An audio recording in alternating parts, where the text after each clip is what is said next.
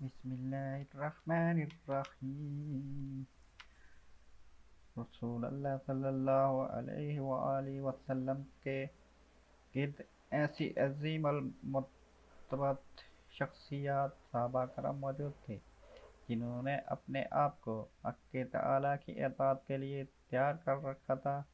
جیسے ہی ان کے پاس اللہ تعالیٰ کا کوئی حکم آتا وہ خوش ہو کر اس پر لبیک کہتے اور اس کی انجام دہی میں کوئی دقیقہ فروگزاشت نہ رکھتے۔ چنانچہ قرآن کریم میں اللہ تعالیٰ نے ان کے بارے میں فرمایا، وہ لوگ جنہوں نے اللہ اور اس کے رسول کا حکم مانا اس کے بعد کہ انہیں زخم پہنچے، ان میں نیکی کرنے والوں اور پرہیزگاروں کے لیے بڑا اجر ہے۔ آل عمران۔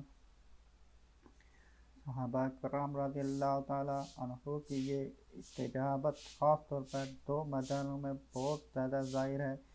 ایک تو اللہ کا قرب حاصل کرنے کے لیے اپنی تمام تر جمع پونجی خرچ کرنے کا میدان، اور دوسرا اللہ کی راہ میں جہاد کرتے ہوئے اللہ کی رضا کی خاطر نعمت شہادت کے حصول کی طمع میں اپنی جانوں کا نذرانہ پیش کرنے کا میدان۔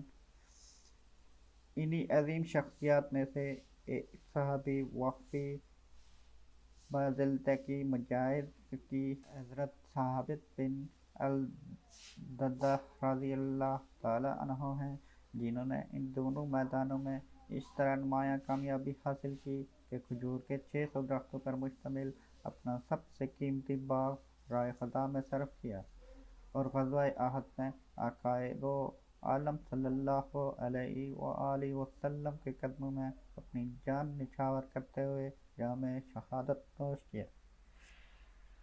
آپ کا نام ثابت کنیت ابو الدرداء خاندانی نسب بنی انیف سے ملتا ہے۔ سلسلہ نسب اس طرح ہے: ثابت بن الدرداء بن نعیم بن غنیم بن ایاس۔ آپ رضی اللہ انصار کے قبیلہ اوس کی شاخ بنو عمرو بن عوف کے خلیف بلی قبیلہ سے ہونے کی وجہ پر بلوی انصاری کہلاتے تھے۔ آپ کا صحابی ہونا مشہور و معروف ہے۔ حضرت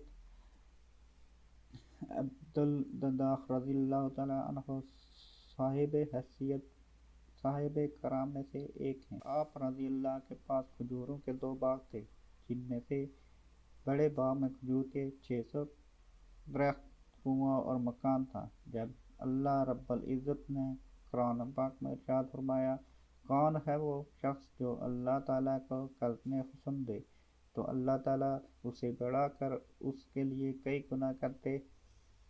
حضرت ابو الدرداء نے جیسے ہی یہ آیت کریمہ سنی تو رسول اللہ صلی اللہ علیہ وسلم کی طرف دوڑے آئے اور عرض کیا،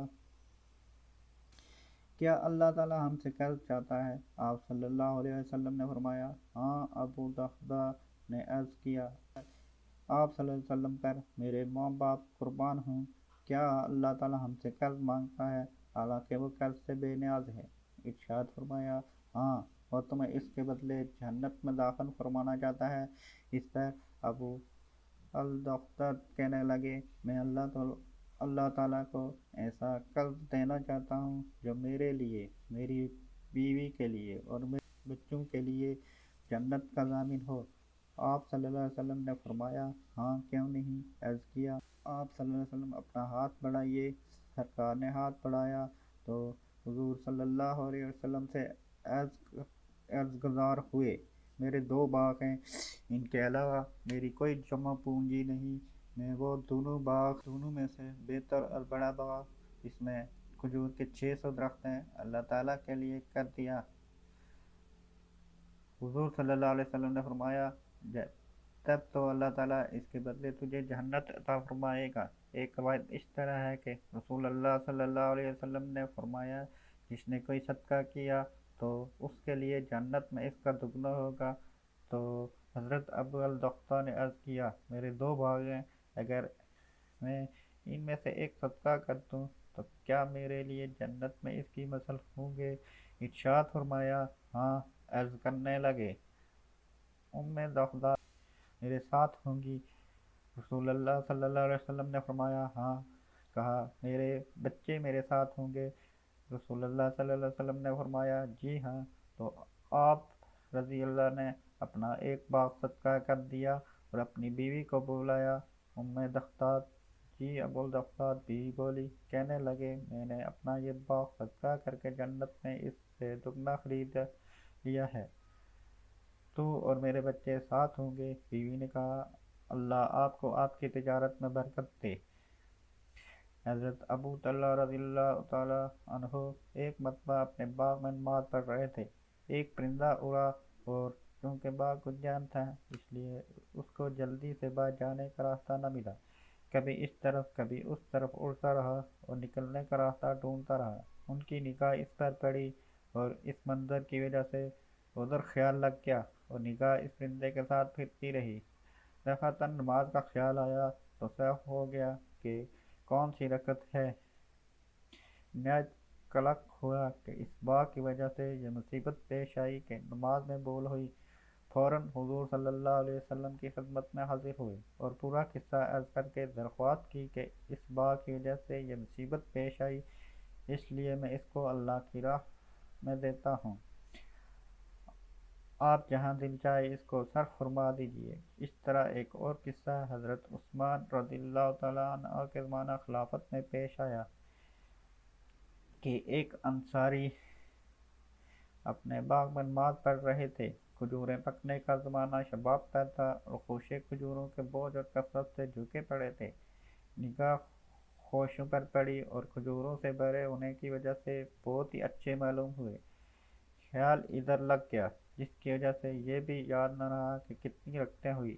اس کے رنج اور صدمہ کا ایسا غلبہ ہوا کہ اس کی وجہ سے یہ ٹھان لی کہ اس باغ ہی کو اب نہیں رہنا، جس کی وجہ سے مصیبت پیش آئی۔ چنانچہ حضرت عثمان رضی اللہ تعالیٰ عنہ کی خدمت میں حاضر ہوئے اور آ کر عرض کیا کہ یہ اللہ کے راستے میں خرچ کرنا چاہتا ہوں، اس کو جو چاہے کیجیے۔ انہوں نے اس باغ کو 50,000 میں فروخت کر کے اس کی قیمت 3 کاموں میں خرچ کر دی۔ یہ ایمان کی غیرت ہے کہ نماز جیسی اہم چیز میں خیال آ جانے سے 50,000 درہم کا باغ ایک دم صدقہ کر دیا۔ ہمارے شاہ ولی اللہ صاحب رحمۃ اللہ علیہ نے قول جمیل میں صوفیہ کی نسبت کی قسمیں تحریر فرماتے ہوئے اس کے متعلق تحریر فرمایا ہے کہ یہ نسبت ہے اللہ پاک کی اطاعت کو ماسوا پر مقدم رکھنا، غیرت کرنا کہ ان حضرات کو اس پر غیرت آئی کہ اللہ پاک کی اطاعت میں کسی دوسری چیز کی طرف توجہ کیوں ہوئی۔